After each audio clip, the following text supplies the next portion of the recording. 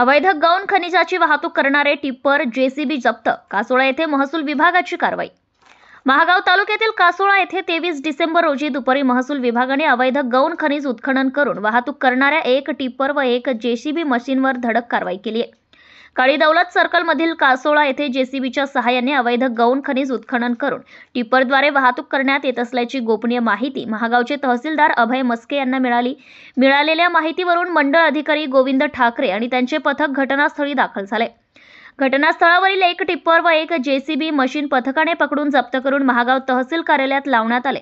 सदरची कार्यवाही मंडळ अधिकारी गोविंद ठाकरे, तलाठी थिटे, कर्मचारी ठेंगे, दरोडे ज्योतिबा मानमोड, दयाराम राठोड, पोलीस जमादार रवींद्र गावंडे, सुनील माथने यांनी पार पाडली। प्रतिनिधी संदीप राठोड, महागाव।